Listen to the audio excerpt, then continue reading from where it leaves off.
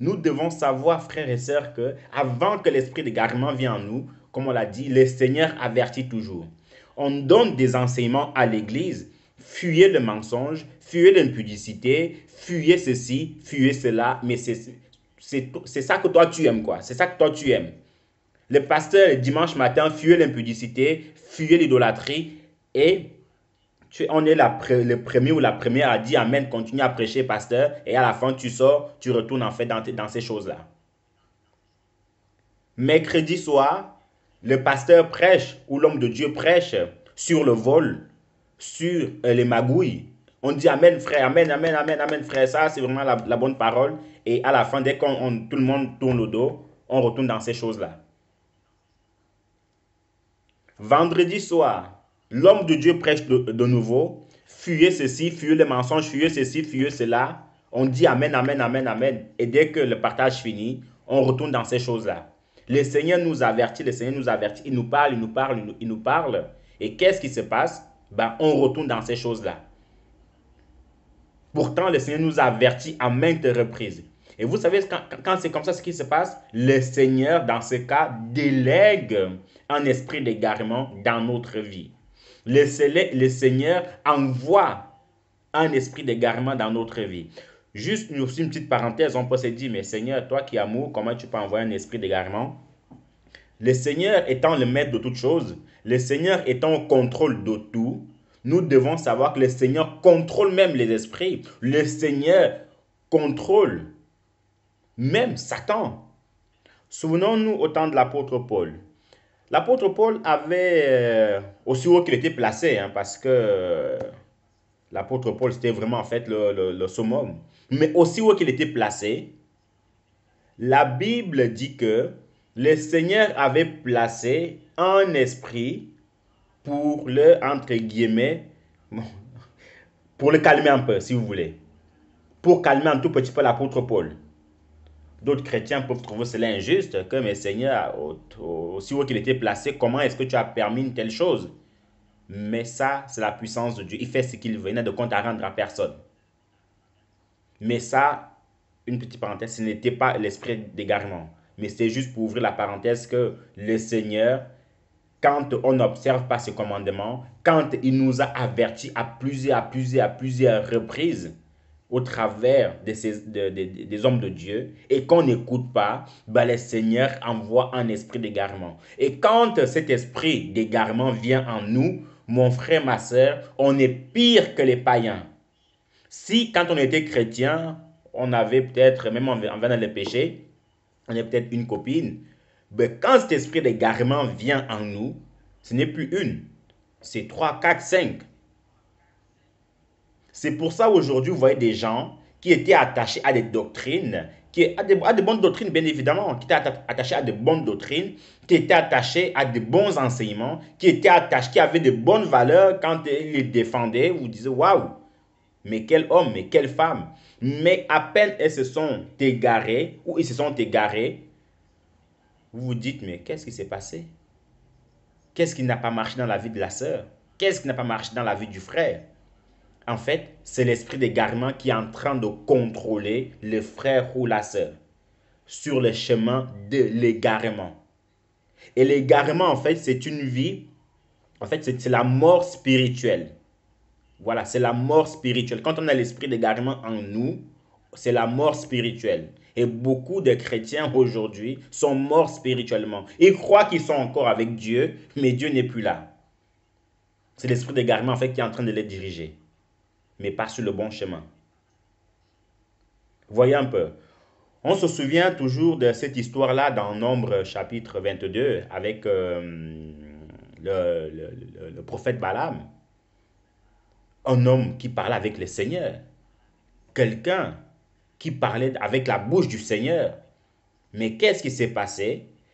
Le Seigneur lui a dit à plus de deux fois, tu n'iras pas avec ces gens. Tu n'iras pas avec eux. Tu n'iras pas, tu vas rester à la maison. Mais qu'est-ce qui s'était passé? Bah, son cœur était pris. Alors, bah, le Seigneur a dit, ok, d'accord, tu veux y aller, il n'y a pas de problème. Il a commencé en fait à aller sur le chemin de l'égarement. Jusqu'au point même où le Seigneur délègue son âne pour lui parler. Et ce grand prophète qui avait l'Esprit de Dieu, ben, l'Esprit de Dieu étant, qui était à lui étant parti, ben, il ne discernait même plus que c'était le Seigneur qui lui parlait. Que c'était le Seigneur en fait qui avait ouvert la bouche de l'âne pour dire que non, tu es en train de prendre le mauvais chemin. Au lieu d'écouter l'âne, parce que nous savons que d'après la Bible, que Dieu parle tantôt d'une manière, tantôt d'une autre. Donc au lieu d'écouter l'âne, il a commencé à le fouetter. Vous voyez? Donc en fait, ça, ce sont les signes de l'esprit d'égarement. On n'écoute plus personne. On fait que comme on veut. On te dit, mon frère, ma soeur ne fait plus. Non, non, non, non, non, non, moi j'ai fait, moi je trouve que c'est bon. Non, ma soeur, arrête ce que tu es en train de faire. Non, non, non, non, non, non, moi je trouve que c'est bon, alors j'ai fait. Vous voyez? Ça, ce sont les signes de l'esprit d'égarement. Vous vous souvenez, il y a souvent un frère qui aime toujours raconter que c'est un témoignage ou plutôt c'est un exemple qui m'a toujours fait rire, hein, qui m'a toujours fait rire, mais c'est un exemple qui en dit long, où pendant qu'on disait aux gens que Jésus-Christ revient bientôt, donc au lieu que les gens en fait se répandent, au lieu que la personne en fait se répande, ils disent, ah bon, Jésus-Christ revient bientôt, oh là là là là là là là, donc il faut que j'augmente mon péché. Donc, il faut que j'augmente mon taux d'impudicité, il faut que j'augmente mon taux de vol, il faut que j'augmente mon taux de tromperie, il faut que j'augmente mon taux de duperie parce que Jésus-Christ revient bientôt. Et ça, frères et sœurs, c'est l'esprit d'égarement qui est en train d'agir quand c'est comme ça. Parce que ce n'est pas possible qu'on te dit que Jésus-Christ revient bientôt, donc au lieu de te sanctifier, toi tu es en train de chercher d'autres voies et moyens pour rattraper, pour accentuer encore ta bêtise, pour accentuer encore ton péché. Vous voyez, en fait, l'esprit d'égarement nous fait réfléchir autrement, mais dans le mauvais sens. Et c'est aussi pour cela qu'on a lu dans Apocalypse chapitre 22, verset 10 au verset 22, que Dieu, voyant des gens qui font des bêtises, voyant des gens qui commettent le péché matin, midi, soir, il dit à la fin que celui qui est souillé se souille encore. Ça veut dire quoi, CAS? Ça, c'est méchant. Que celui qui est souillé se souille encore. Donc, en gros, tu veux faire du mal, ok, il n'y a pas de problème, mais je vais t'aider à faire le mal. Tu veux faire le mal, tu veux voler, ok, moi je vais t'aider à voler. Mais sache qu'en volant comme ça, ta destination ne sera pas le paradis. Vous voyez? Et gloire soit rendue au Seigneur parce qu'il encourage aussi aux gens qui font le bien que celui qui est saint se sanctifie encore. Que le juste pratique encore la justice. Voyez un peu.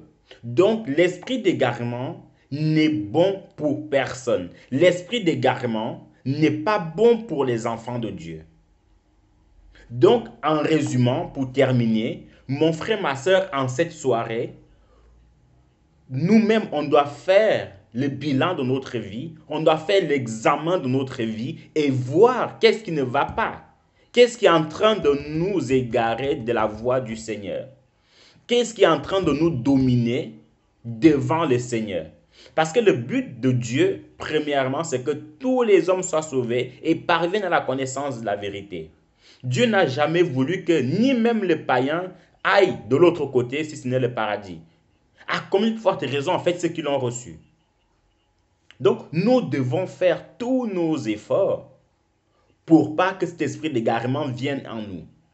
Donc, quand on nous prêche la parole de Dieu, quand on nous prêche sa parole en toute véracité, nous devons nous efforcer à la mettre en pratique. Ce n'est pas possible que les serviteurs de Dieu se placent devant nous. Ils nous prêchent sur le mensonge, ils nous prêchent sur la vol, ils nous prêchent sur l'impudicité, ils nous prêchent ceci sur ceci, matin, midi, soir, et toi tu es là, tu ne changes pas. Mon frère, ma soeur, qu'est-ce qui se passe? La Bible dit que si vous entendez sa voix, n'endurcissez pas vos cœurs. Pourquoi toi tu endurcis ton cœur? Il ne faut pas endurcir son cœur. Si Dieu est vraiment ton sauveur, on doit dire oui et amen à tout ce qu'on nous dit, surtout quand c'est pour notre bien. Vous voyez? Donc le Seigneur nous interpelle, et moi le premier, à ne pas se rebeller contre sa parole, parce qu'en se rebellant contre sa parole, l'esprit d'égarement n'est pas loin. Et comme on l'a dit, le Seigneur avertit une, deux, trois, quatre fois. Donc si un frère, deux frères, trois frères, quatre frères sont venus te dire quelque chose, mon frère, ma soeur, bibliquement parlant, et que tu ne changes pas, il faut faire attention, l'esprit d'égarement n'est pas très loin. Et ça concerne toute chose. Ça peut concerner le vol, le mensonge, la duperie, la tromperie, tout ce que vous voulez.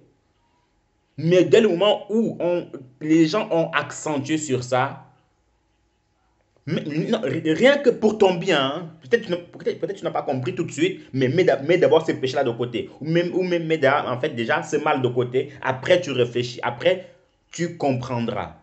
Ce n'est pas tout qu'on peut comprendre tout de suite, bibliquement parlant. Il y a des choses qu'on comprendra avec le temps. Moi, personnellement, quand on me prêchait la parole de Dieu, je ne comprenais pas tout. Je ne comprenais pas tout. Mais il y avait des moments où je me disais, ok, d'accord, bon, ok, le Seigneur n'aime pas, on va mettre ça de côté. Ça ne me plaît pas de mettre ça de côté, mais pour le Seigneur, je veux le faire. Et ce n'est peut-être que 2 ans après, 3 ans après que j'ai compris que, ah, voilà pourquoi certainement le Seigneur ne voulait pas que je le fasse. Vous voyez? Donc, prions vraiment le Seigneur pour que l'esprit d'égarement ne vienne pas en nous. Prions vraiment le Seigneur pour que nous ne nous rebellons pas contre sa parole. Parce que celui qui se rebelle contre la parole du Seigneur est ennemi de Dieu et ami de l'autre, sans même le savoir. Vous voyez un peu? Donc, voilà un tout petit peu, frères et sœurs, ce que le Seigneur a mis à mon cœur en cette soirée de pouvoir nous partager sur le thème l'esprit d'égarement. Soyez bénis. S'il y a des questions, n'hésitez pas à les écrire. Il y aura une session questions-réponses par la grâce de Dieu. Sinon, voilà, que chacun puisse vraiment méditer sur ce message, sur l'esprit d'égarement, ne pas se rebeller contre sa parole, rester soumis à sa parole. Même si on n'a pas compris tout de suite, ne vous inquiétez pas, avec le temps on comprendra, mais mettons en fait ce dont le Seigneur a horreur dans notre vie. Mettons de côté ce dont le Seigneur n'aime pas dans notre vie. Et puis, certainement, 2 ans après, 3 ans après, le Seigneur viendra nous éclairer. Et j'insiste bien, c'est comme par exemple quand le prof fait le cours. Quand le professeur fait le cours, on comprend pas tout. Il y a des choses qu'on ne peut pas comprendre tout de suite. Mais c'est peut-être en allant réviser, en allant faire des exercices, en fait, qu'on comprend. Vous voyez un peu? Donc, ne disons pas que tant que je n'ai pas compris, tant que je ne suis pas convaincu, je ne peux pas lâcher. Non. Lâche d'abord, peut-être tu seras convaincu après. Mais si tu attends tout le temps que tu sois convaincu, mon frère, ma soeur, espérons juste que tu ne seras pas convaincu avant que le Seigneur revienne. Que le Seigneur soit loué. Donc, je vois qu'il y a une question. Le frère ou la sœur peut poser sa question. Soyez bénis.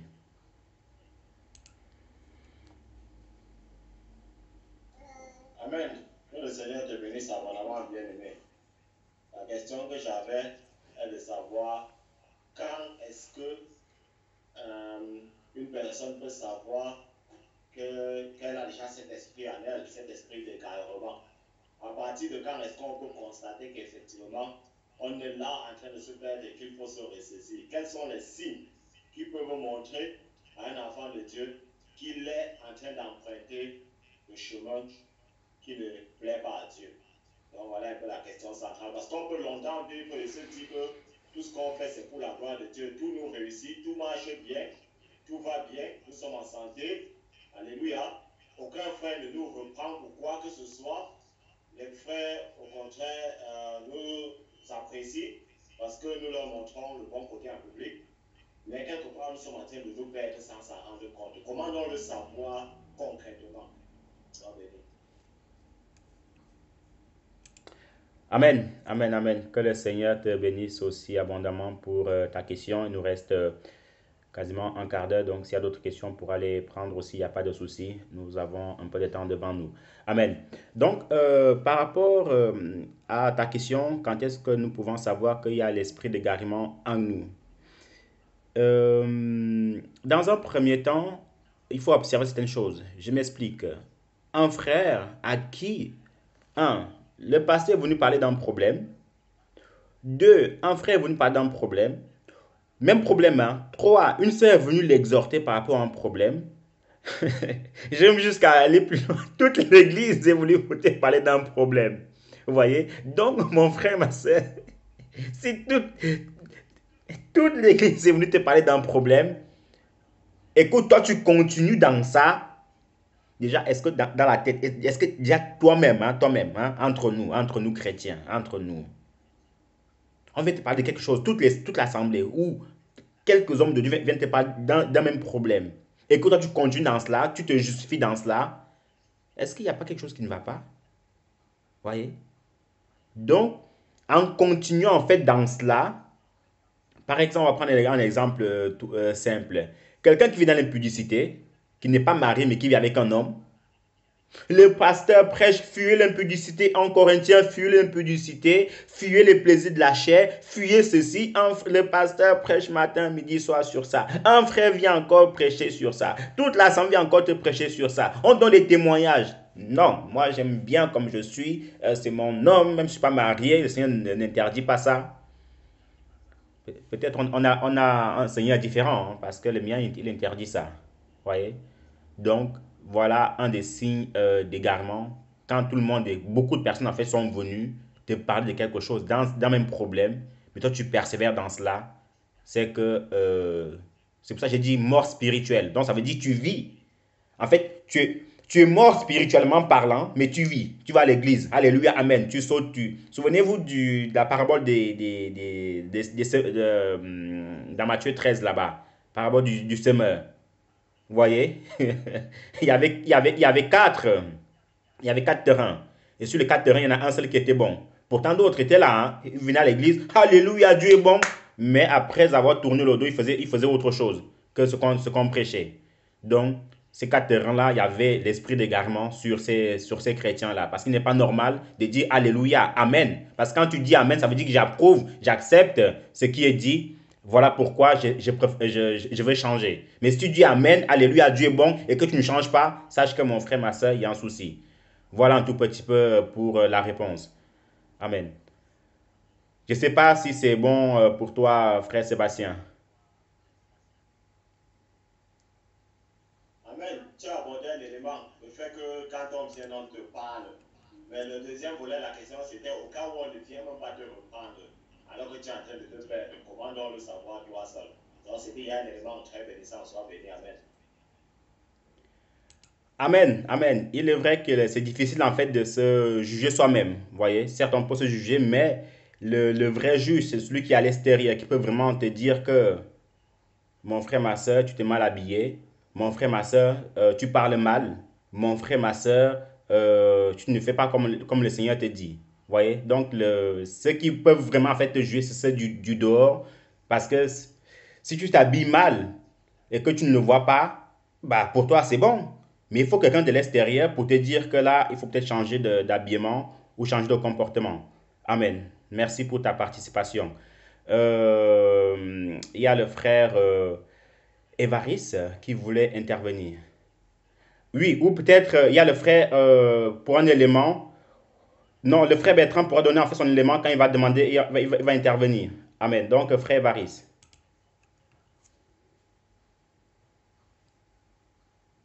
Amen, amen, que le Seigneur soit loué. On ne sait pas toujours à l'esprit d'égarement, parce que c'est un esprit vraiment très fort, un esprit puissant. Comme la sœur Rachel pouvait parler d'un esprit de perdition. C'est-à-dire on se perd, on se garde complètement. Donc c'est quand même un esprit je dirais, qui ne se dit pas un enfant de Dieu n'importe comment. Parce que l'égarement, tout ça, la perdition totale, c'est quand même trop fort. J'aimerais savoir, ne faut-il pas dissocier, essayer un peu d'établir les liens entre l'esprit d'égarement et la séduction. Parce qu'il y a la séduction, beaucoup d'enfants de Dieu se séduisent, parfois beaucoup, mais ne sont pas encore peut-être égarés. Et aussi l'esprit de rébellion, c'est-à-dire l'esprit de rébellion de savoir que oui,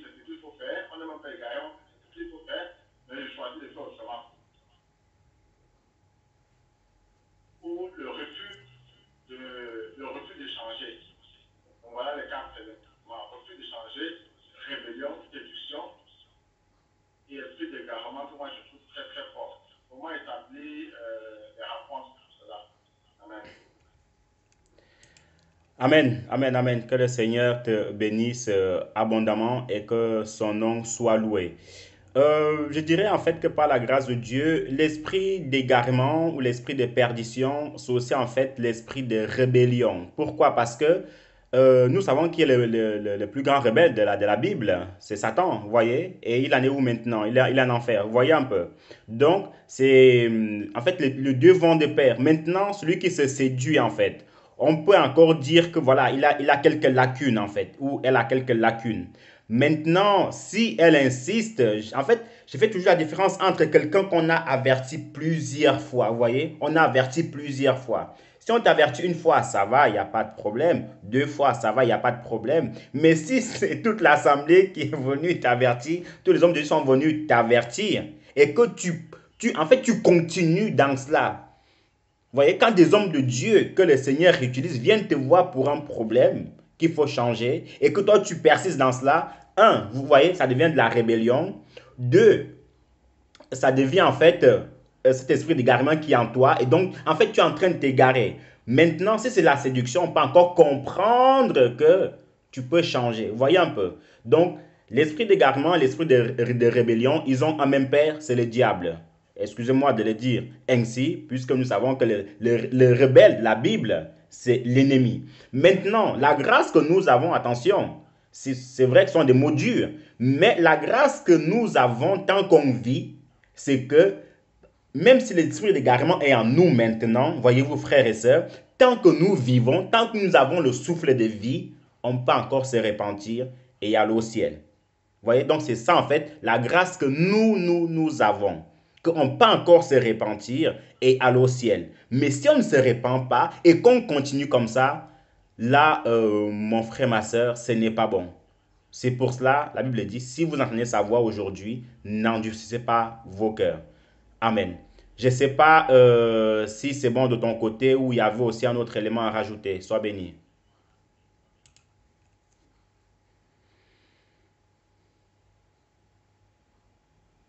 Amen, amen, amen. Non, c'est bon, hein, c'est bon. Il y a un dernier point, c'est peut-être